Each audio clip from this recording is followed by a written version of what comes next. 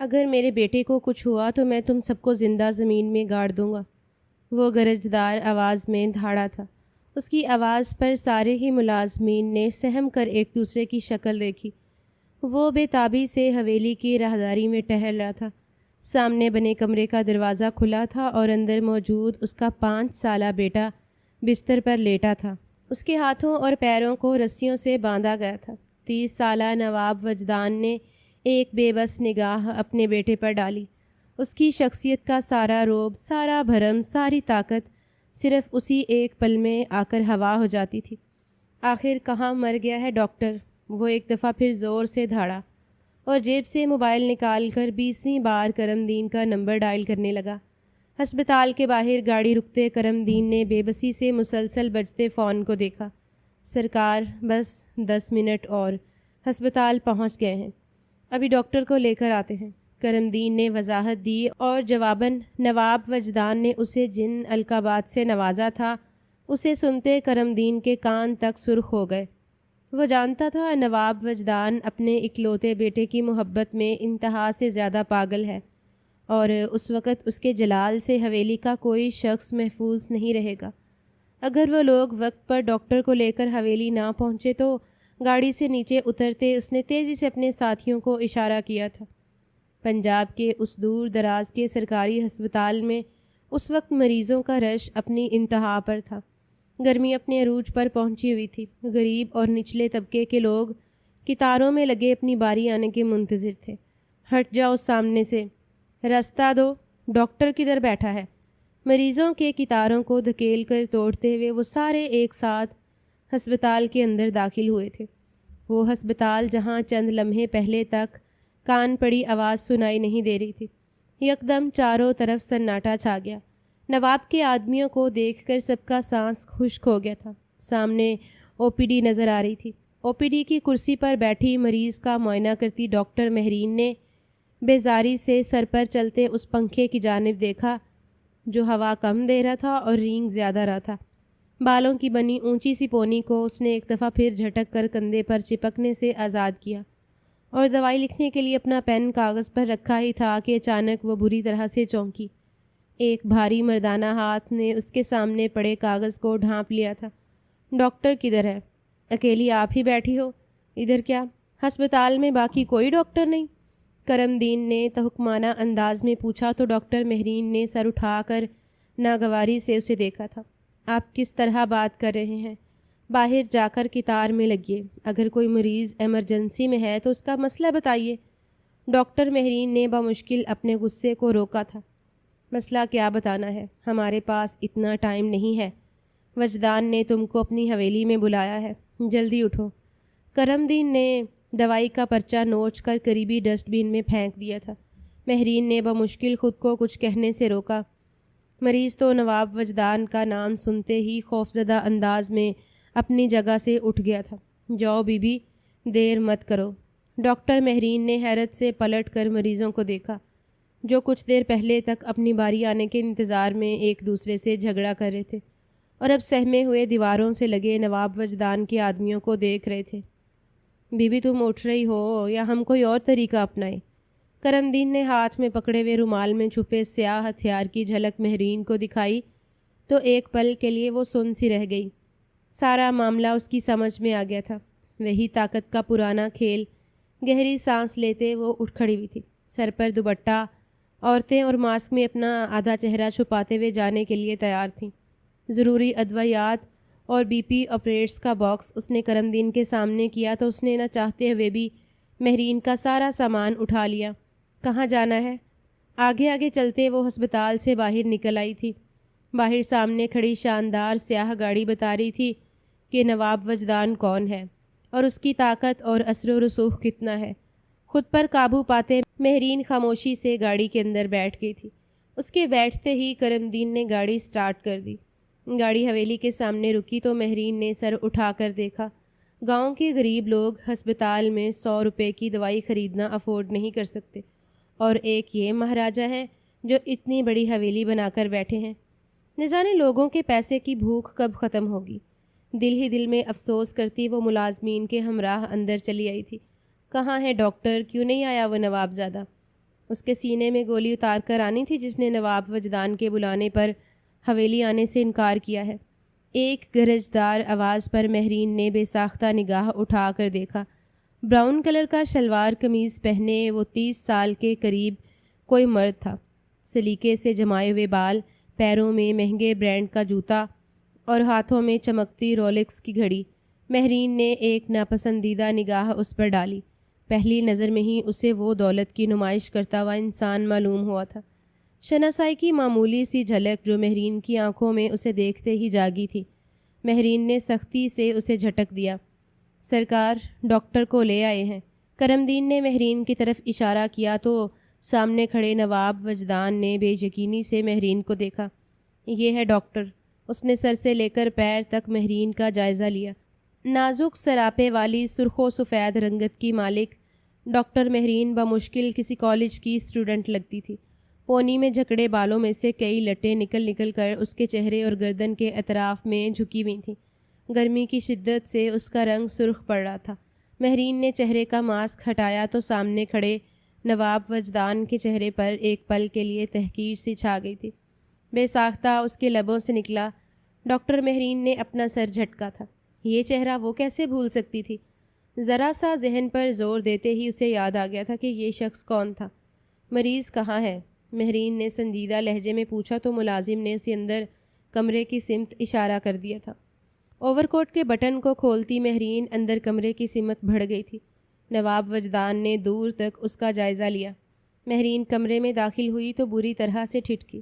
5 سالہ بچہ رسیوں سے جکڑ کر بیڈ پر لٹایا گیا تھا۔ وہ بری طرح سے چلا کر شاید تھک چکا تھا۔ یہی وجہ تھی کہ اس کی آواز اب بیٹھی بیٹھی محسوس ہو رہی تھی۔ مہرین کو شدت سے افسوس ہوا۔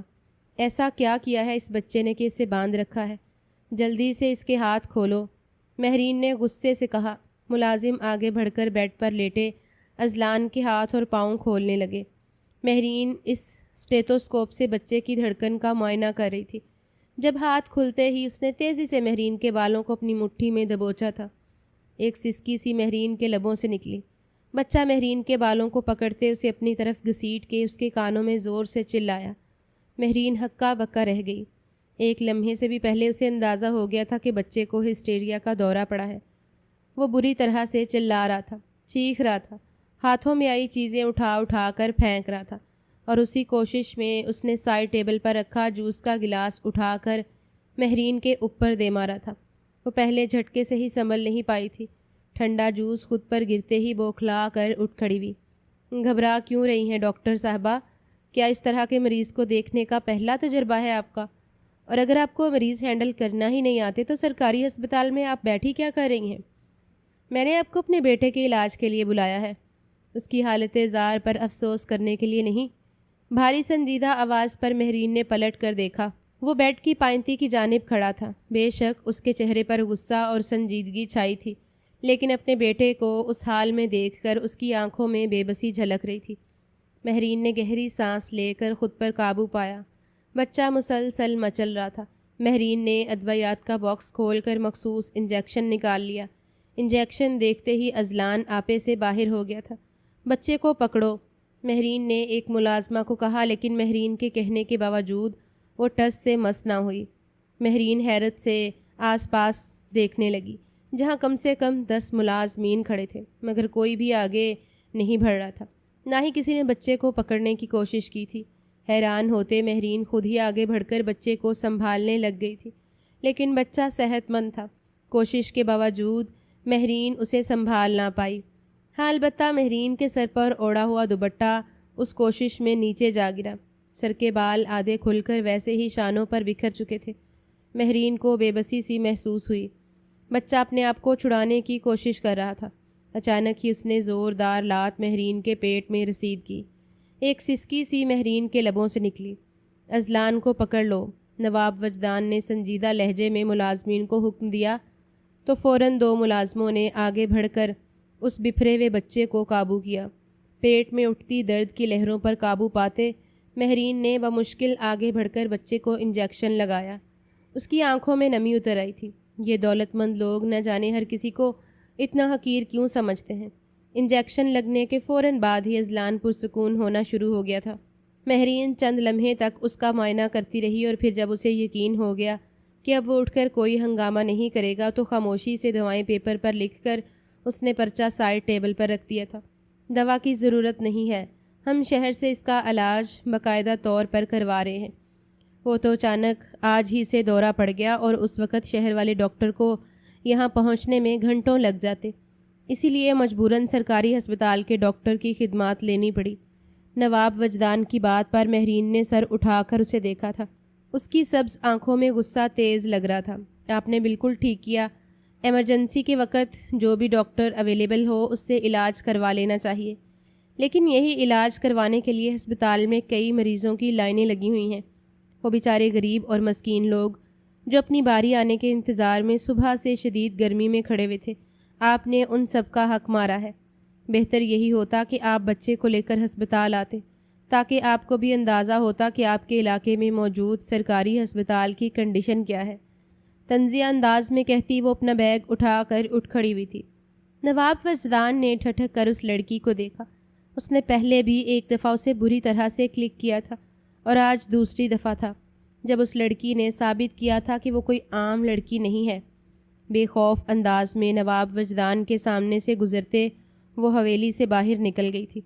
اس نے ملازمین کو اتنا تک نہیں کہا تھا کہ اسے ہسپتال واپس ڈراپ کر دیا جائے۔ چھوڑ کر آؤ اسے، نواب وجدان نے پرسوچ انداز میں دروازے کی طرف دیکھتے ہوئے ملازمین کو حکم دیا تھا۔ کرم دین تیزی سے باہر کی سمت بھاگا تو نواب وجدان جیسے کسی ٹرانس کے اثر سے نکلا۔ پلٹ کر اس نے بیڈ پر سوئے اپنے بیٹے کی جانب دیکھا۔ اس کے چہرے پر کرب سمٹ آیا تھا۔ دھیرے دھیرے چلتا وہ اس کے برابر رکھی کرسی پر آ کر بیٹھ گیا تھا۔ بچہ گہری نیند میں تھا۔ کچھ دیر پہلے والے دورے کا اس کے چہرے پر اثر تک نہیں نظر آ رہا تھا۔ مجھے معاف کر دو بیٹا، تمہاری اس حالت کا ذمہ دار صرف میں ہوں، دل ہی دل میں کہتے وہ اپنی آنکھوں میں آئی نمی کو چھپانے کی کوشش کر رہا تھا، کیونکہ آخر وہ نواب وجدان احمد تھا۔ کسی نے آج تک اسے رونا تو دور کی بات پریشان ہوتے ہوئے بھی نہیں دیکھا تھا۔ وہ دنیا کو اپنے اشاروں پر چلانے کا ہنر جانتا تھا اور یہی وجہ تھی کہ آج بیٹے کو اس حال میں دیکھ کر وہ تڑپ اٹھا تھا۔ اس کا بس نہیں چل رہا تھا کہ دنیا کو تہس نہس کر دے۔ گہری سانس لیتے ہوئے وہ اپنی کرسی سے اٹھ کھڑا ہوا۔ اذلان کے کمرے سے اٹھ کر وہ سیدھا اپنے کمرے تک چلا آیا تھا۔ ایک سرد بھیگی رات خود بخود ہی اس کی یاد کے پردے پر لہرا گئی تھی۔ وہ ڈاکٹر مہرین سے آج پہلی دفعہ نہیں ملا تھا۔ اس سے پہلے بھی اس کی ملاقات اس سبز آنکھوں والی پری سے ہوئی تھی، اس رات جب وہ شہر سے واپس لوٹ رہا تھا۔ راستے میں کئی دفعہ گاڑی خراب ہو جانے کے باعث وہ پہلے ہی کافی لیٹ ہو چکا تھا اور ابھی بھی اسے لگتا تھا کہ راستے میں جس لوکل مکینک سے اس نے اپنی گاڑی بنوائی ہے اس نے ٹھیک طریقے سے اپنا کام نہیں کیا۔ گاڑی بار بار جگہ جگہ رک رہی تھی۔ جھنجھلاتے ہوئے نواب وجدان نے مکینک کو زیر لب 2-3 القابات سے نوازا تھا۔ وہ بھی شہر کی حدود سے نکلا ہی تھا جب اسے ہائی وے سے کچی سڑک پر مڑنے والے اس موڑ پر وہ تنہا لڑکی دکھائی دی۔ نواب وجدان نے حیرت سے اسکرین کے باہر جھانکا۔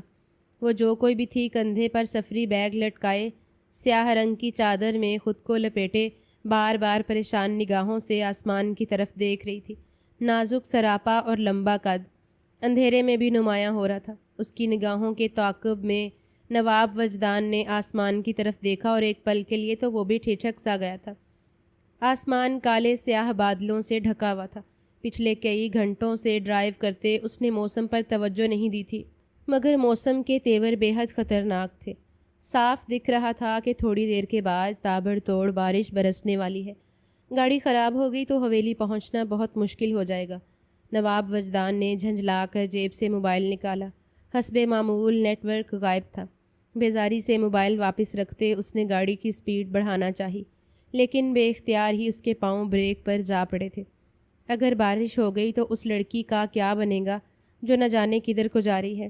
اس کے ساتھ تو کوئی مرد بھی دکھائی نہیں دیتا، نواب وجدان نے سوچا تھا، اور سوچنے کے ساتھ ہی اس نے بے اختیار گاڑی کو اپنے پاس رکھا۔ وہ جو اپنے ہی خیال میں گم کھڑی تھی بے اختیار 2 قدم پیچھے ہوئی۔ خوف اس کی بڑی بڑی سبز آنکھوں میں جمع ہو گیا تھا۔ ایکسکیوز می، کہاں جانا ہے آپ کو؟ آئیے میں آپ کو ڈراپ کر دیتا ہوں۔ رات کے اس پہر آپ کو یہاں سے کوئی لوکل ٹرانسپورٹ نہیں ملے گی، آپ کو دن کے وقت سفر کرنا چاہیے تھا۔ وجدان کو خود بھی پتہ نہ چلا کہ اتنی شائستگی سے وہ کسی لڑکی سے کیسے بات کر رہا ہے۔ ورنہ تو اس نرم و نازک مخلوق کو دیکھتے ہی اس کے ماتھے پر بل پڑ جاتے تھے۔ لڑکی نے چند لمحے آسمان کو دیکھا اور پھر سامنے دور تک جاتی اس کچی پکی سڑک کو، جس پر دور دور تک کسی گاڑی کا نام و نشان نہیں تھا۔ آپ نے بتایا نہیں کہاں جانا ہے آپ کو؟ نواب وجدان نے ایک دفعہ پھر اس سے سوال کیا۔ اب وہ بیزار ہو رہا تھا۔ لڑکی نے چند لمحوں تک جیسے کچھ طے کیا اور پھر برابر والی سیٹ کا دروازہ کھول کر خاموشی سے اندر بیٹھ گئی تھی۔ اب مجھے تھوڑی دور تک ڈراپ کر دیں، جہاں سے مجھے کوئی لوکل ٹرانسپورٹ مل جائے، وہاں سے آگے میں خود ہی چلی جاؤں گی، محتاط انداز میں کہتے اس نے وجدان کو اپنی منزل کا پتہ نہیں بتایا تھا۔ وجدان کے لبوں پر ایک نامحسوس مسکراہٹ دوڑ گئی۔ کندھے اچکاتے اس نے دوبارہ سے گاڑی سٹارٹ کر دی۔ گاڑی سٹارٹ کرتے ہی اس نے ایک نظر پلٹ کر اس سبز آنکھوں والی لڑکی کی طرف دیکھا تھا، جو بہادر بننے کی کوشش تو کر رہی تھی مگر خوف اس کے چہرے سے جھلک رہا تھا۔ ابھی اسے گاڑی سٹارٹ کیے تھوڑا ہی وقت ہوا تھا جب اچانک آسمان سے موٹی موٹی بوندیں گرنے لگیں۔ وجدان کے ساتھ اس لڑکی نے بھی ونڈ اسکرین کے باہر جھانکا تھا۔ او خدایا، اب تو سفر کرنا ناممکن ہو جائے گا۔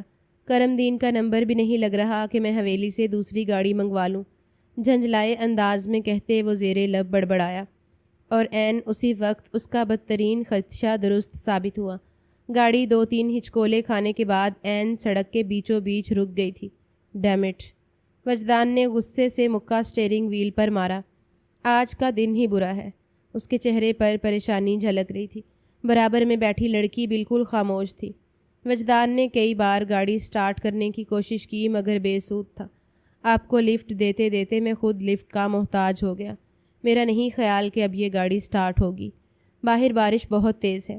میں یہیں پر سٹے کرنے لگا ہوں۔ اب آپ کیا کریں گی؟ وجدان نے اس کی طرف مڑتے کچھ سوچ انداز میں پوچھا تھا۔ اس کی نگاہیں ونڈ اسکرین کے پار سڑک کی دوسری طرف بنے اس چھوٹے سے ریسٹ ہاؤس پر تھیں، جس کے باہر ایک اسٹریٹ پول روشن تھا۔ وہ زیادہ سے زیادہ 3 کمروں پر مشتمل ریسٹ ہاؤس تھا، جو اجاڑ اور ویران حالت میں تھا۔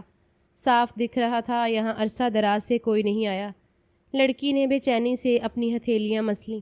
کل صبح میری جوائننگ ہے، مجھے ہر حال میں آج وہاں پہنچنا ہی ہے۔ وہ یوں بولی جیسے اپنے آپ سے مخاطب ہو۔ وجدان چند لمحے تک اسے دیکھتا رہا۔ اس اکیلی لڑکی کو یہاں بھی سڑک پہ تنہا چھوڑنے کو اس کا دل نہیں مانا تھا۔ آپ میرے ساتھ آئیے، تھوڑی دیر بعد بارش رکتی ہے تو میں حویلی سے دوسری گاڑی منگوا لوں گا۔ اسے جھوٹی تسلی دیتے ہوئے دروازہ کھول کر باہر نکل آیا تھا۔ تابڑ توڑ برستی بارش نے ان کی آن میں اسے بھگو ڈالا۔ لڑکی چند لمحے تک سوچتی رہی اور پھر دروازہ کھول کر خود بھی باہر نکل آئی۔ لمحوں میں وہ بھی بری طرح سے بھیگ چکی تھی۔ میرے ساتھ آئیے۔ سڑک بری طرح سے ٹوٹی پھوٹی اور کیچڑ میں اٹی ہوئی تھی۔ بارش کے سبب راستہ مزید ناہموار تھا۔ وجدان نے دیکھ لیا تھا کہ وہ اس سڑک پر قدم نہیں رکھ پا رہی تھی۔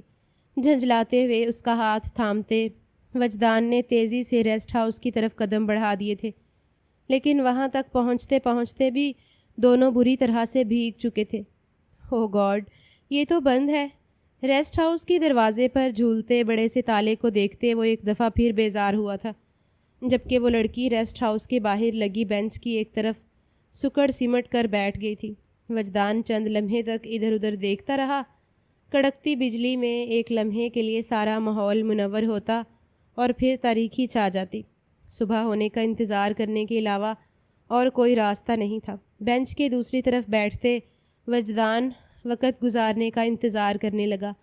بارش برستی رہی، قطرہ قطرہ رات بھیگتی رہی۔ اچانک ہی وجدان چونکا۔ ساتھ بیٹھی لڑکیوں کی سسکیوں کی آواز اسے سنائی دے رہی تھی۔ وجدان نے سر گھما کر دیکھا، وہ چہرہ دوسری طرف کیے اپنے آنسو صاف کر رہی تھی۔ ایکسکیوز می، آپ رو رہی ہیں؟ وجدان نے پوچھا تو ایک لمحے میں اس کی سسکیاں تھم گئی تھیں اور اگلے ہی لمحے اس نے پلٹ کر سخت نگاہوں سے وجدان کو گھورا۔ آپ زیادہ ہمدردیاں مت دکھائیے۔ اگر میں نے آپ سے لفٹ مانگ لی ہے تو زیادہ میرے پرسنل معاملات میں انوالو مت ہوں۔ بارش رکتے ہی میں یہاں سے چلی جاؤں گی۔ آپ نے جانا ہے تو چلے جائیے، تلخ لہجے میں کہتے وہ اپنا رخ موڑ گئی تھی۔ وجدان کو تعجب سا ہوا۔ اس بھیگتی ہوئی سیاہ رات میں اسے یہ لڑکی کسی پراسرار راز کی طرح لگی تھی۔ گہری سانس لیتے ہوئے رخ موڑ کر بیٹھ گیا۔ وہ سردیوں کے دن تھے۔ بارش میں بھیگنے کی وجہ سے اسے مسلسل ٹھنڈ محسوس ہو رہی تھی۔ ساتھ بیٹھی لڑکی بھی ٹھنڈ سے بچنے کے لیے مسلسل خود میں سمٹ رہی تھی۔ وجدان نے دیکھا اس کے جسم پر کوئی موٹا لباس بھی نہ تھا، حالانکہ خود وجدان نے تو سردی سے بچنے کے لیے ایک جیکٹ پہن رکھی تھی۔ اب یہ بھی کرنا پڑے گا۔ گہری سانس لیتے ہوئے وہ اٹھا اور اپنی جیکٹ اتار کر اس لڑکی کی طرف بڑھا دی تھی۔ آپ یہ لے لیں، میں نے نیچے ہائی نیک پہن رکھی ہے۔ اسے یقین تھا لڑکی ہاتھ بڑھا کر جیکٹ لے لے گی، مگر وہ بھی اپنی ضد کی پکی تھی۔ نو تھینکس کہتے اس نے منہ دوسری جانب موڑ لیا تھا۔ وجدان کو سخت غصہ آیا، مگر اپنے غصے پر قابو پاتے اس نے جیکٹ واپس پہن لی تھی۔ پوری رات وہ دونوں یوں ہی اسی بینچ کے دونوں کناروں پر بیٹھے رہے۔ نہ دوبارہ وجدان نے اسے کوئی بات کی اور نہ ہی اس نے وجدان کی کسی بات کا جواب دیا۔ فجر کے وقت تک بارش برستی رہی اور پھر صبح ہوتے ہی لوکل ٹرانسپورٹ سڑک پر بحال ہو گئی تھی۔ لڑکی خاموشی سے سامنے سے جاتی ایک وین میں بیٹھ گئی اور وجدان نے بھی لوکل ٹرانسپورٹ میں ہی حویلی جانا مناسب سمجھا۔ یہ اور بات کہ اس لوکل وین میں بیٹھے سارے ہی لوگ اسے دیکھ کر بری طرح سہم گئے تھے۔ وہ اپنے خیالات سے بری طرح چونکا۔ کرم دین دروازے پر دستک دے کر اندر داخل ہو رہا تھا۔ ڈاکٹر صاحبہ کو ہسپتال میں چھوڑ دیا تھا سرکار، اور ازلان بابا کی دوائیاں بھی لے آیا ہوں۔ اس نے دوائیوں کا شاپر میز پر رکھا تو وجدان جیسے اپنی سوچ سے باہر نکل آیا۔ کون ہے یہ لڑکی؟ یہاں ہسپتال میں کیا کر رہی ہے؟ وہ بھی اس علاقے میں جہاں باہر کہیں سے آیا ہوا کوئی مرد نہیں ٹکتا، تو پھر یہ نازک سی لڑکی یہاں کیسے آئی؟ مجھے اس کی معلومات چاہیے، سنجیدگی سے کہتا وہ کھڑکی سے باہر دور آسمان کو دیکھ رہا تھا۔ کرم دین نے سر ہلا دیا تھا۔ سرکار، باقی زیادہ تو کچھ نہیں معلوم، میں پتہ کروا لوں گا۔ فی الحال تو صرف اتنا ہی جان پایا ہوں کہ لڑکی ڈاکٹر ہے، کراچی سے آئی ہے اور شادی شدہ ہے۔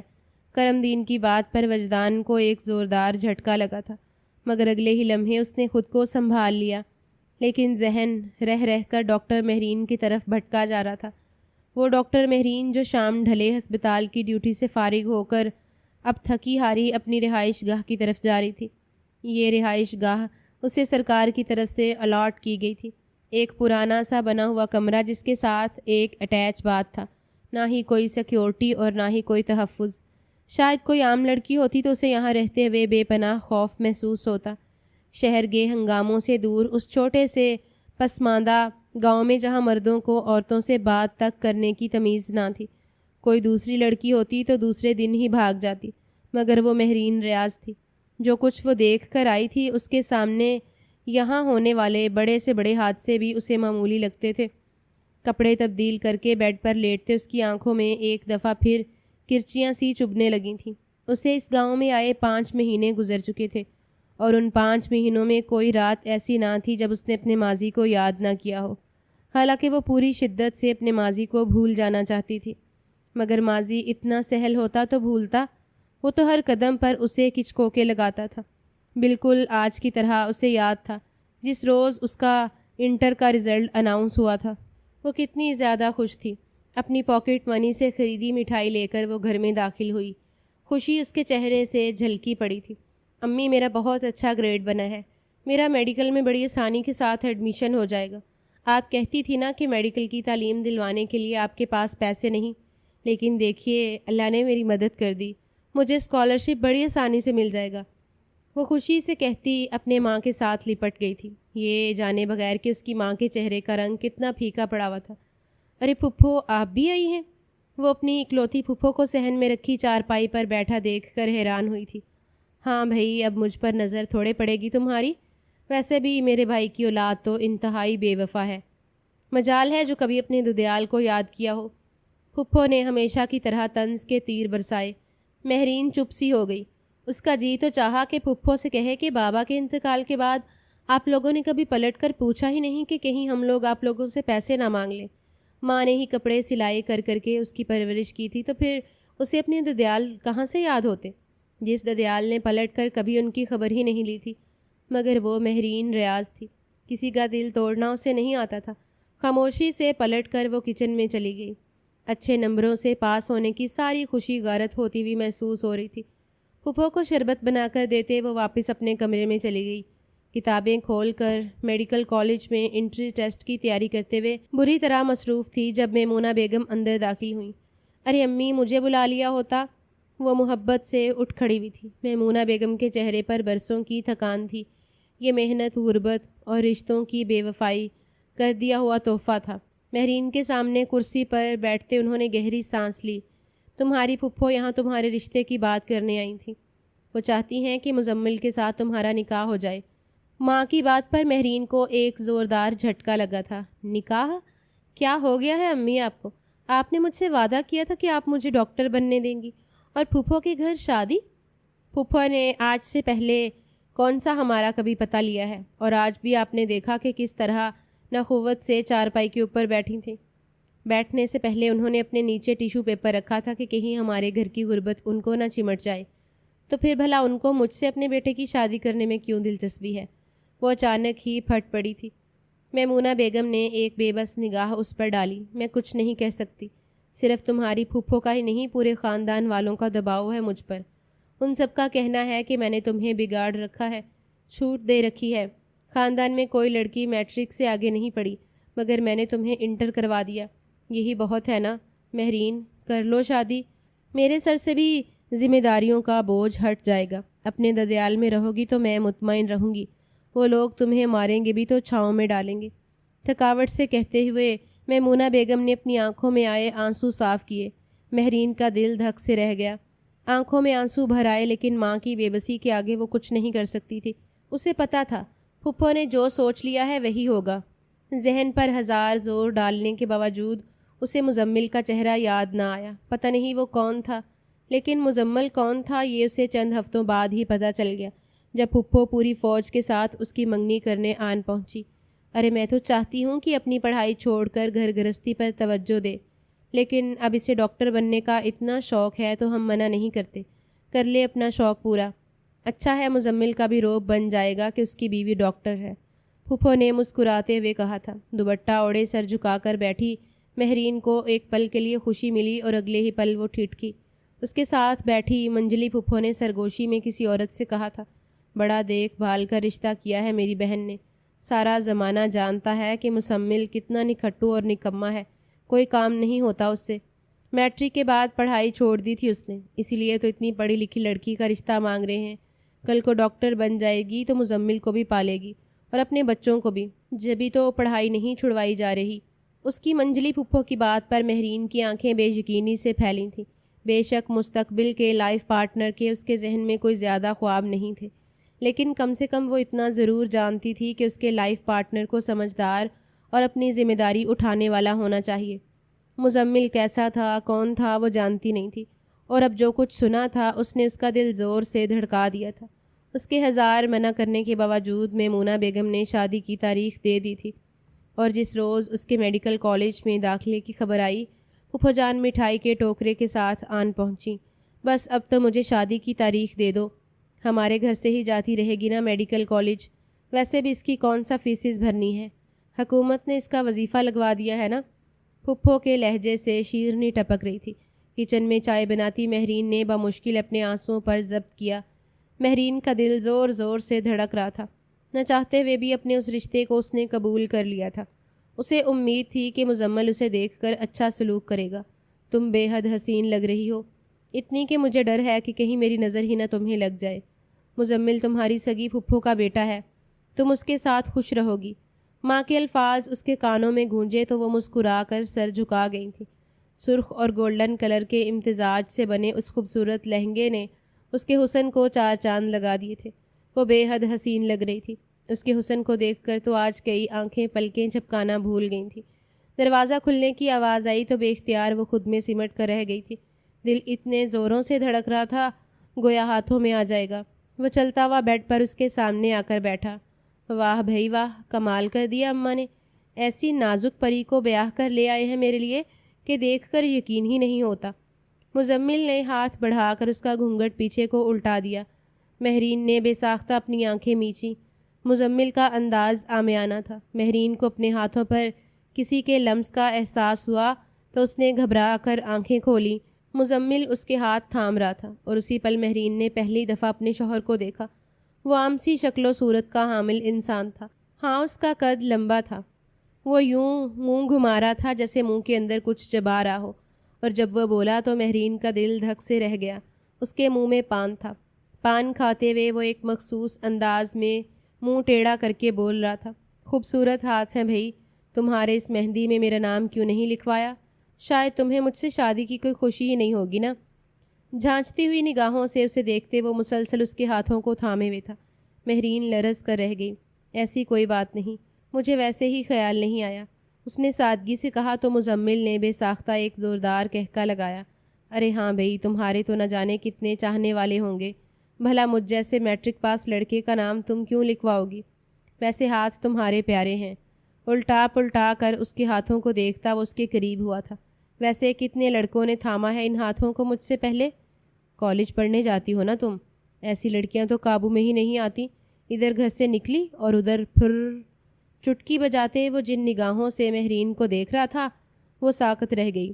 اس کی نگاہوں میں شک، نفرت، تحقیر کیا تھا جو نہیں تھا؟ مہرین نے آہستگی سے اپنا ہاتھ واپس کھینچنا چاہا مگر مزمل نے اس کا ہاتھ دوبارہ دبوچ لیا تھا۔ نانا، اتنی جلدی بھی کیا ہے؟ شادی کر ہی لی ہے تو اب اس کو نبھانا تو ہے۔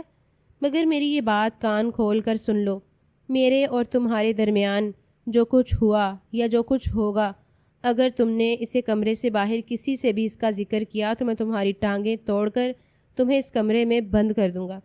یہ بات تو بھول جاؤ کہ تم مجھ سے طلاق لے کر کبھی اس گھر سے باہر نکل سکو گی۔ طلاق تو دور، تم اپنی ماں کے گھر بھی جاؤ گی تو مجھ سے پوچھے بغیر نہیں جاؤ گی۔ البتہ تم نے کسی کو بھی کوئی الٹی سیدھی بات بتائی تو میں تمہاری پڑھائی چھڑوا کر تمہیں گھر میں برتن دھونے پر مجبور کر دوں گا۔ سمجھ آ رہی ہے میری بات؟ اس کی کلائی کو دبوچتے مزمل نے اپنا رنگ بدلا تھا۔ اس کی باہر کو ابلی آنکھیں دیکھ کر مہرین کا دل دھک سے رہ گیا۔ سبز آنکھوں میں پانی جمع ہونے لگا۔ وہ بے اختیار ہی سسکی تھی۔ اس کی آنکھ سے ٹپکتا آنسو دیکھ کر مزمل کے چہرے پر ایسا سکون پھیلا جیسے وہ یہی سب تو دیکھنا چاہتا ہو۔ ہاں، بس ایسے ہی ڈر کر دب کر رہنا۔ بیوی کو اپنے شوہر سے آخر شوہر کا کوئی رتبہ ہوتا ہے یار۔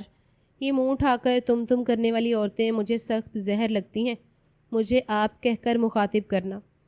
اور ہاں، میں ایک دفعہ پھر بتا دوں، اگر تم نے کسی کو میرے بارے میں کچھ بھی بتایا تو مجھ سے برا کوئی نہیں ہوگا۔ سختی سے اس کے بازو کو دباتے ہوئے ایک دفعہ پھر گرایا تھا۔ مہرین کی آنکھوں میں آنسو آنے لگے۔ آخر کیا تھا ایسا جو وہ نہیں چاہتا تھا کہ وہ باہر کسی کو بتائے؟ مہرین کو سمجھ نہیں آ رہی تھی، مگر زیادہ دیر نہیں، اسے اگلی صبح تک ہی پتہ چل گیا تھا کہ گھبرایا ہوا کیوں تھا۔ وہ نہ مرد تھا، شادی شدہ رشتے کو نبھانے کے لائق نہیں تھا، اور شاید یہ بات اس کے گھر میں کوئی نہیں جانتا تھا، یا جانتا بھی تھا تو ان میں سے کسی کو مہرین کی زندگی سے کوئی سروکار نہیں تھا۔ وہ بھیڑ بکریوں کی طرح لا کر اس کے کمرے میں باندھ دی گئی تھی، اور اب زندگی بھر مزمل کی سیوا کرنا ہی اس کا مقصد ہونا چاہیے تھا۔ یہ بات مزمل نے رات میں کئی دفعہ اسے بتائی تھی۔ اپنی سسکیوں کو دباتے مہرین بیڈ کی پشت سے ٹیک لگائے بیٹھی تھی۔ رات آدھی سے زیادہ بیت چکی تھی۔ اس کے جسم پر کئی نیل اور کئی گھاؤ تھے۔ یہ سارے گھاؤ مزمل نے اسے دیے تھے۔ اپنی ناکامی اور کمزوری کو چھپانے کے لیے وہ اس پر ہر طرح سے تشدد کرتا رہا تھا۔ بے در پہ در کئی تھپڑ اس کے چہرے پر مارتے ہوئے اس نے اس کی دائیں آنکھ کے قریب نیل ڈال دیا تھا۔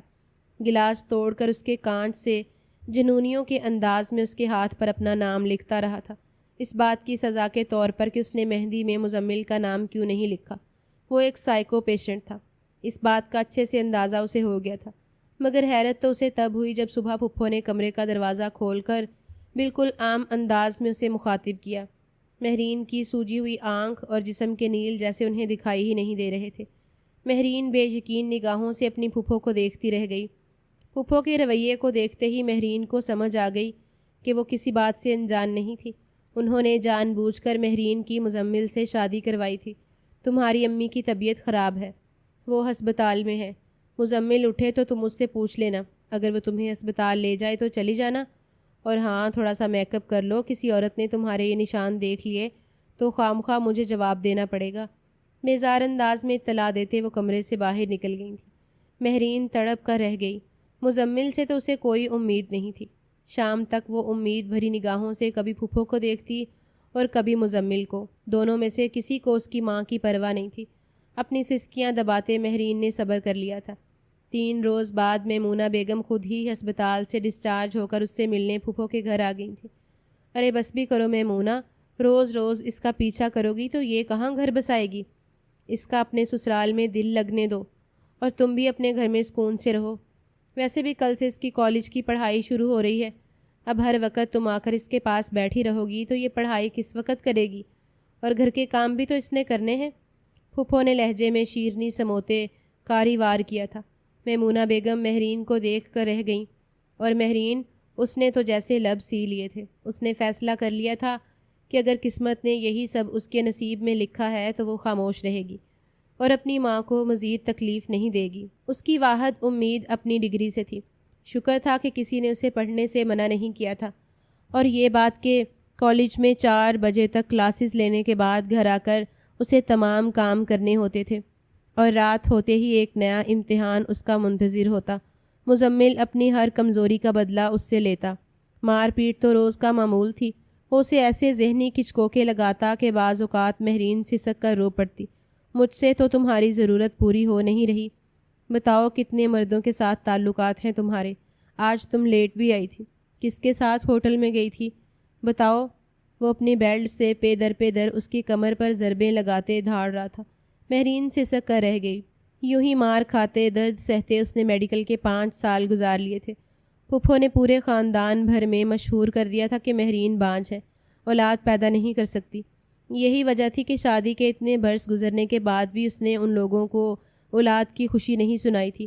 وہ یہ الزام بھی خاموشی سے سہ گئی، اور شاید مزید بھی سب کچھ سہ لیتی اگر اس روز مزمل وہ سب نہ کرتا۔ اس کے فائنل امتحانات کا رزلٹ آ گیا تھا۔ وہ شاندار نمبروں سے کامیاب ہوئی تھی۔ ہاؤس جاب کے لیے وہ ملک کے کسی بھی ہسپتال میں اپلائی کر سکتی تھی۔ اس کے ریکارڈز بہترین تھے۔ تھکے ہارے انداز میں وہ گھر میں داخل ہوئی تو اسے مزمل سامنے ہی صوفے پر بیٹھا نظر آیا۔ بڑی دیر لگا دی آنے میں، وہ حسب معمول شکی انداز میں بولا تھا۔ مہرین نے گہری سانس لی۔ کچھ کاغذی کارروائی کرنی تھی، اس لیے دیر ہو گئی۔ وہ خاموشی سے پلٹ کر کچن میں جانے لگی تھی۔ مزمل کے گھر ہونے کا مطلب تھا اس کے کھانے پینے اور باقی ہر چیز کی لمبی لسٹ جاری ہونے والی تھی۔ لیکن اس سے پہلے کہ وہ کچن میں داخل ہوتی، اچانک ہی وہ چونکی۔ بڑی مطمئن نظر آ رہی ہو، لگتا ہے تمہیں ابھی تک پتہ نہیں چلا۔ اس کی آواز میں کوئی عجیب سا تاثر تھا۔ مہرین بے اختیار پلٹی۔ کیا پتہ نہیں چلا؟ اس کی بات کی جواب میں مزمل کے لبوں پر ایک مغرور سی مسکراہٹ پھیل گئی۔ عام طور پر تو لڑکیاں اپنی ساس کے مرنے پر خوش ہوتی ہیں، لیکن آج میں بھی بہت خوش ہوں، کیونکہ آج میری ساس مر گئی ہے، تمہاری ماں۔ وہ بڑھیا نکل گئی اگلے جہان کو، چٹکی بجا کر کہتے مزمل نے اس کے سر پر بم پھوڑا تھا۔ مہرین لڑکھڑا کر 2 قدم پیچھے ہٹی۔ یہ کیا کہہ رہے ہیں آپ؟ اس کے لبوں سے نکلا۔ مزمل نے ایک زوردار کہکا لگایا۔ ارے بابا، یقین نہیں آ رہا تمہاری اماں کو آج صبح دل کا دورہ پڑا تھا۔ محلے والے ہسپتال لے کر گئے، لیکن وہاں پہنچنے سے پہلے ہی چل بسی۔ ابھی تو اس کے جنازے کی تیاریاں بھی ہو رہی ہوں گی، مطمئن انداز میں کہتے وہ بالوں میں ہاتھ پھیرا تھا۔ مہرین کی آنکھوں میں پانی ابھرنے لگا۔ شوق اتنا شدید تھا کہ اس کے ہاتھ پاؤں لرزنے لگے۔ امی! بے اختیار درد کی ایک تیز لہر اس کے وجود میں اٹھی۔ مجھے امی کے پاس جانا ہے، مجھے ابھی جانا ہے۔ وہ بے اختیار مزمل کے برابر سے نکلتی باہر بھاگی تھی، لیکن اگلے ہی پل مزمل اس کا بازو پکڑ کر اسے زور سے پیچھے کھینچے۔ اب جا کر کیا کرو گی؟ وہ تو مر گئی، لوگوں نے دفنا بھی دیا ہوگا، صبح کا تو انتقال ہوا تھا۔ ان کا مجھے پتہ تھا، میں نے جان بوجھ کر تمہیں نہیں بتایا۔ فون تو تمہارے پاس ہے نہیں جو کوئی تمہیں اطلاع دیتا۔ مزے سے وہ مہرین کے زخموں پر نمک چھڑک رہا تھا۔ مسلسل بہتے آنسوؤں کو رگڑتے مہرین نے بے یقینی سے اسے دیکھا۔ اگر آپ کو پتہ تھا تو مجھے کالج لینے آ جاتے۔ کتنے بے شرم ہیں آپ! میری ماں کا انتقال ہوا ہے، کوئی عام بات نہیں۔ وہ پھٹ پڑی تھی۔ سامنے کھڑا مزمل ایک پل کے لیے ساکت ہوا، اور اگلے ہی لمحے اس نے ایک زوردار تھپڑ مہرین کے گال پر رسید کیا تھا۔ زبان سنبھال کر بات کر، ماں مری ہے، کوئی دنیا نہیں اجڑ گئی۔ اچھا ہوا مر گئی وہ، بالکل اسی طرح تو بھی مر جائے گی کسی دن۔ وہ تو ہاتھا پائی پر اتر آیا تھا۔ مہرین گال پر ہاتھ رکھے ساکت نگاہ سے اسے دیکھتی رہی، اور پھر پھوٹ پھوٹ کر رونے لگی تھی۔ میں خود ہی چلی جاتی ہوں۔ اس نے پلٹ کر پھر جانا چاہا، مگر مزمل اس بار پھر اس کا ہاتھ تھام لیا۔ کہیں نہیں جائے گی تو، زبان چلاتی ہے شوہر کے آگے۔ اس نے پے در پہ کئی تھپڑ مہرین کے منہ پر رسید کیے تھے۔ وہ سسک کر رہ گئی۔ ماں کی موت کا صدمہ اتنا شدید تھا کہ اسے اپنی تکلیف کا احساس ہی نہیں ہوا، مگر مزمل اسے بازو سے گھسیٹتے کمرے میں لے جا رہا تھا۔ کہاں لے جا رہے ہیں مجھے؟ چھوڑے مجھے اپنی ماں کے پاس جانا ہے، مجھے ان کا چہرہ دیکھنا ہے، آخری دفعہ۔ وہ رو رہی تھی، چلا رہی تھی، منت سماجت کر رہی تھی، مگر اسے گھسیٹتے مزمل نے کمرے میں لے جا کر بند کر دیا۔ دروازہ باہر سے لاک کرتے مزمل نے سر پر ہاتھ پھیرا۔ بولا تھا نا، اس گھر میں وہی ہوگا جو میں چاہوں گا۔ اگر میں نے بول دیا ہے کہ تو ماں کا چہرہ نہیں دیکھے گی تو نہیں دیکھے گی، دیکھتا ہوں کیا بگاڑ لے گی میرا۔ نفرت بھرے لہجے میں کہتا وہ مڑ کر گھر سے باہر نکلتا چلا گیا تھا۔ کمرے کے اندر قید مہرین دروازہ پیٹتی رہ گئی اور آخر کار تھک ہار کر وہ زمین پر بیٹھ کر بچوں کی طرح رونے لگی تھی۔ بس یہ آخری کام تھا جس کی اسے مزمل سے امید تھی۔ مزمل نے پورے 3 روز کے بعد دروازہ کھولا تھا۔ وہ بھوک اور پیاس کی شدت سے اندر نڈھال پڑی تھی۔ شاید ڈھیٹ زیادہ تھی، اس لیے زندگی کی رمق باقی تھی۔ پھپھو کو اس سے گھر کے کاموں کا غرض تھا، اسی لیے اس کے حلق میں پانی کے چند قطرے ٹپکا کر انہوں نے اسے چلنے پھرنے کے لائق بنایا۔ اور مہرین تو جیسے پتھر کی ہو گئی تھی، مگر وہ کیا سوچ رہی تھی کوئی نہیں جانتا تھا۔ ہاؤس جاب کے لیے گھر سے نکلتے اس نے اپنے بیگ میں انتہائی احتیاط سے چند جوڑے چھپا لیے تھے۔ ٹرین میں بیٹھتے وہ نامعلوم مقام کی سمت نکل پڑی۔ کہاں جانا تھا اسے خود نہیں پتہ۔ ہاں بس اتنا ضرور معلوم تھا کہ کلاس میں کچھ عرصہ پہلے پروفیسرز ایک ایسے گاؤں کا ذکر کر رہے تھے جہاں موجود سرکاری ہسپتال ہر طرح کی سہولیت سے عاری تھا۔ وہاں کوئی بھی سرکاری ڈاکٹر زیادہ دن نہیں ٹکتا تھا۔ وہ لوگ ہسپتال کی حالت پر افسوس کر رہے تھے اور مہرین اسی گاؤں کی تلاش میں تھی۔ یہاں آنے سے پہلے اس نے اپنے ٹیچر کو فون کر کے منت سماجت کی تھی کہ اس کی اس گاؤں میں نوکری لگوا دی جائے۔ ٹیچر اس کے حالات سے خوب واقف تھے، اسی لیے اپنے سورسز کو استعمال کرتے ہوئے راتوں رات ہی اس کی تکراری گاؤں کے اس ہسپتال میں کروا دی تھی، اور اب اسے یہاں آئے پورے 5 مہینے گزر چکے تھے۔ آنکھوں میں آئے آنسو صاف کرتے مہرین نے کروٹ بدلی اور سونے کی کوشش کرنے لگی۔ اپنے کمرے کی کھڑکی میں کھڑا نواب وجدان سن سا کرم دین کے منہ سے یہ ساری باتیں سن رہا تھا، جو پچھلے آدھے گھنٹے سے اسے ڈاکٹر مہرین کی ماضی کی ہر بات بتا رہا تھا۔ کرم دین کو وہ سب کیسے پتہ چلا تھا، وجدان کو پوچھنے کی ضرورت نہیں تھی۔ وہ جانتا تھا اس کے آدمی ہر خاص عام کام میں ماہر ہے۔ گھر کے اندر تک کی خبریں نکلوانا ان کے بائیں ہاتھ کا کھیل تھا۔ کرم دین کی بات مکمل ہوئی تو وہ گہری سانس لیتے پلٹا تھا۔ دھیرے دھیرے قدم اٹھاتے وہ اپنے بیڈ کی سائڈ ٹیبل تک چلا آیا، جس کی دراز میں ایک تصویر خاموشی سے پڑی تھی۔ دراز کھولتے اس نے وہ اوندھی پڑی تصویر باہر نکالی۔ سامنے ایک ماڈرن سی عورت کا چہرہ جگمگا رہا تھا۔ سرخ رنگ کی ساڑی پہنے وہ ماہرہ وجدان احمد تھی۔ دیکھا تم نے ماہرہ، ایسی بھی عورتیں ہوتی ہیں، وہ بھی تو تمہاری طرح ہی ایک لڑکی تھی، نازک سا دل رکھنے والی، نازک سے وجود والی، کتنا سب کچھ سہتی رہی وہ اس رشتے کو بچانے کے لیے، جو رشتہ اس کا کبھی بنا ہی نہیں۔ اور تمہیں میں نے سب کچھ دیا، ہر خوشی دی، ہر آسائش دی، یہاں تک کہ اللہ نے ہمیں بیٹے جیسی نعمت سے بھی نواز دیا، لیکن تم پھر بھی اسے چھوڑ کر چلی گئی۔ تم نے اسے اس وقت چھوڑا جب وہ دودھ پیتا بچہ تھا۔ ماں کی جدائی نے اسے کن حالوں میں پہنچا دیا ہے کہ اب وہ 5 سال کا بچہ ہسٹرائی دوروں کا شکار ہے۔ وہ مرض جو جوان تو کیا بوڑھوں کو بھی کبھی کبھار لگتا ہے، مگر میرا بچہ ان تکالیف سے گزر رہا ہے۔ کاش تم اس روز مجھے چھوڑ کر اپنے عاشق کے ساتھ نہ بھاگتی۔ قرب سے آنکھیں میچتے نواب وجدان نے اس یاد کو سر سے جھٹکنا چاہا تھا، مگر وہ رات اس کی نگاہوں سے اوجھل کب ہوتی تھی جب ماہرہ اسے دھوکہ دے کر اپنے عاشق کے ساتھ حویلی سے بھاگنا چاہتی تھی، مگر وہ نواب وجدان تھا۔ اسے کیسے خبر نہ ہوتی کہ اس کے حکم پر ہی تو ان دونوں کو پکڑا گیا تھا۔ اور نواب وجدان کو اپنے سامنے دیکھتے ماہرہ نے میز پر پڑی پستول اٹھا کر پے در کئی گولیاں اپنے سینے میں اتار لی تھیں۔ اتنی نفرت کرتی تھی تم مجھ سے ماہرہ، ایک بار کہہ دیتی میں خود ہی تمہیں چھوڑ دیتا، کیوں اپنے اور میرے بیٹے کی زندگی کو داؤ پر لگایا؟ سر جھٹکتے اس نے خود کو ہر خیال سے آزاد کرنا چاہا۔ سامنے کھڑا کرم دین مؤدب انداز میں ہاتھ باندھے کھڑا تھا۔ اچانک ہی کمرے کا دروازہ زور زور سے بجا۔ کرم دین سمیت نواب وجدان بری طرح سے چونکا۔ کون ہے باہر؟ کرم دین نے لپک کر دروازہ کھولا۔ باہر حویلی کا ایک ملازم کھڑا تھا۔ سرکار، وہ جس ڈاکٹر کا پتہ کروانے کے لیے آپ نے حکم دیا تھا، اس پر چودھری مشتاق کے لوگوں نے حملہ کر دیا ہے۔ آپ کو پتہ تو ہے کہ چودھری مشتاق کے لوگ کس کماش کے آدمی ہیں، لڑکی کی جان اور عزت دونوں خطرے میں ہیں۔ ملازم کی بات پر نواب وجدان کو جان اپنے ہاتھوں سے سرکتی ہوئی محسوس ہوئی تھی۔ ایک ہی دن میں اسے وہ لڑکی اتنی اپنی سی لگنے لگی تھی کہ اسے یوں محسوس ہوا جیسے کسی نے اس کے گریبان پر ہاتھ ڈالا ہو۔ میز پر سے چابی اٹھاتے وہ اندھا دھند باہر کی سمت بھاگا تھا۔ ہسپتال چلو، 2 لفظی جملہ کہتے وہ بے چینی سے اپنی پیشانی مسلنے لگا۔ صرف 15 منٹ کی ڈرائیو کے بعد وہ لوگ ہسپتال کے سامنے موجود تھے، اور ہسپتال میں تو جیسے طوفان بدتمیزی مچا ہوا تھا۔ ہسپتال کے احاطے سے مریض نکل کر باہر کی سمت بھاگ رہے تھے۔ اندر سے اونچا چلانے کی آوازیں آ رہی تھیں۔ مریضوں کے چہروں پر چھائی بدحواسی اور خوف سے پتہ لگتا تھا اندر کیا ہو رہا ہے۔ وہ گاڑی رکتے ہی تیزی سے اپنی طرف کا دروازہ کھول کر باہر نکلا تھا۔ آپ اکیلے مت جائیے سرکار، چودھری مشتاق کے ساتھ آپ کی بھی تو دشمنی ہے۔ وہ بدتمیز آدمی ہے، کچھ بھی کر سکتا ہے۔ کرم دین نے ٹوکا، لیکن وہ سنی انسنی کرتا تیزی سے اندر کی سمت بڑھ گیا۔ ہسپتال کے احاطے میں مریض کچا کچ بھرے تھے جو اندر جھانکنے کی کوشش کر رہے تھے۔ راہداریوں کے اندر چودھری مشتاق کے آدمی کھڑے تھے۔ سب کی نظریں اور رخ او پی ٹی کی سمت تھا، جہاں کا منظر دور سے ہی وجدان کو نظر آ گیا۔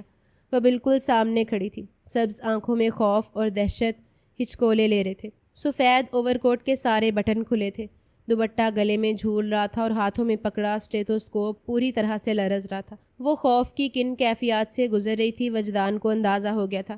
ہمارا بندہ مارا ہے تو نے بی بی، سیدھی طرح بتا کن لوگوں کے ساتھ تعلق ہے تیرا؟ چھٹانک بھر کی چھوکری ہے تو ابھی اٹھا کر اپنے ڈیرے پر لے جاؤں تو کوئی پوچھنے والا نہیں ہوگا مجھے، بلکہ میں بتا کیوں رہا ہوں، تیرے ساتھ یہی تو سلوک کرنا چاہیے۔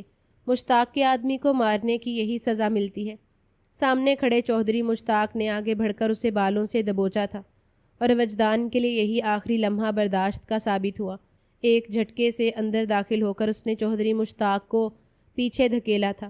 ساری ہتھیاروں کا رخ اس کی جانب ہوا۔ چودھری مشتاق نواب وجدان کو اپنے سامنے دیکھ کر ایک پل کے لیے ساکت ہوا، مگر وہ اسے زہر خون نگاہوں سے گھورتا مہرین کے سامنے آڑ بن کر کھڑا ہوا تھا۔ بے اختیار ہی وہ اس کے پیچھے ہوئی۔ اپنی کمر کے دونوں اطراف میں وجدان کو اس کی مٹھیوں کی گرفت محسوس ہوئی۔ آپ یہاں پر کیوں آئے ہیں؟ نواب وجدان، اس پرائی لڑکی کو سبق تو ملنا چاہیے، اور میں مجرموں کو اتنی آسانی سے نہیں چھوڑتا۔ اس پرائے جھگڑے میں آپ ٹانگ نہ ہی اڑاؤ تو اچھا ہے، چودھری مشتاق سرد لہجے میں بولا تو نواب وجدان نے بمشکل اپنے لب بیچے تھے۔ یہ پرایا جھگڑا نہیں، بلکہ یہ تو سیدھا میرے گھر کا معاملہ ہے۔ جس لڑکی کے اوپر ہاتھ ڈالا ہے پہلے پوچھ تو لیتا کہ وہ کون ہے۔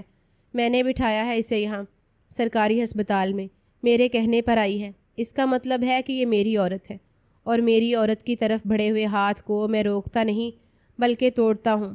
گراتا ہوا وہ 2 قدم آگے بڑھا تھا۔ چودھری مشتاق کے چہرے کے رنگ بدلے۔ اس نے بے اختیار اپنے آدمیوں کو ہتھیار نیچے کرنے کا اشارہ کیا تھا۔ کون ہے یہ لڑکی؟ آپ کی کیا لگتی ہے؟ ٹھہرے ہوئے لہجے میں وہ بولا تو نواب وجدان نے پلٹ کر ایک نظر اپنے پیچھے کھڑی مہرین پر ڈالی تھی، جس کی سبز آنکھیں اسے حیرت سے دیکھ رہی تھیں۔ میری ہونے والی بیوی ہے بس، یہ مزید بھی کچھ سننا چاہتے ہو؟ نواب وجدان نے بات ہی ختم کر دی تھی۔ چودھری مشتاق حیران رہ گیا۔ لیکن ہمارا آدمی، وہ مزید بھی کچھ کہتا مگر نواب وجدان نے ہاتھ اٹھا کر اسے خاموش کروا دیا تھا۔ یہ ہسپتال ہے، یہاں مریض آتے ہیں اور مرتے بھی ہیں، اور جہاں تک مجھے پتہ ہے راستے میں مجھے کرم دین نے بتا دیا ہے کہ تمہارے آدمی کو 6 گولیاں لگی تھیں۔ 6 گولیاں لگنے والا شخص تو 10 ڈاکٹر مل کر بھی نہیں بچا سکتے۔ یہ ایک اکیلی لڑکی کیا بچاتی؟ فوراً یہاں سے چلے جاؤ ورنہ کہیں میں اپنی دشمنی کا حساب کرنے نہ بیٹھ جاؤں۔ نواب وجدان کی بات پر زہر میں گھلا تھا۔ چودھری مشتاق چپ چاپ واپس پلٹتا چلا گیا۔ ہسپتال اس کے آدمیوں سے خالی ہوا تو وجدان کے پیچھے کھڑی مہرین کے لبوں سے سکون کا سانس خارج ہوا۔ وہ بے حد خوفزدہ ہو گئی تھی۔ وجدان اس کی سمت پلٹا، اس کے چہرے پر ایک نرم تاثر تھا۔ مدد کرنے کا شکریہ، لیکن میں خود ہی سارے معاملے کو ہینڈل کر لیتی، مجھے آپ کے احسان کی ضرورت نہیں۔ بلا وجہ ہی آپ نے خود کو میرے ساتھ منسلک کرنے والا جھوٹ بولا۔ اپنے لہجے کی لرزش پر قابو پاتے وہ بے نیازی سے بولی تھی۔ وجدان کے لبوں پر مسکراہٹ پھیل گئی۔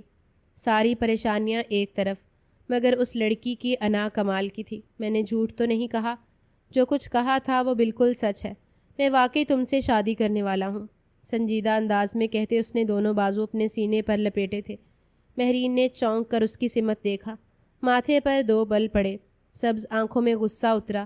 اب تک وہ اپنے خوف پر قابو پا چکی تھی، دماغ ٹھیک ہے آپ کا؟ کس خوشی میں آپ یہ بات کر رہے ہیں؟ اس نے دو ٹوک انداز میں کہا۔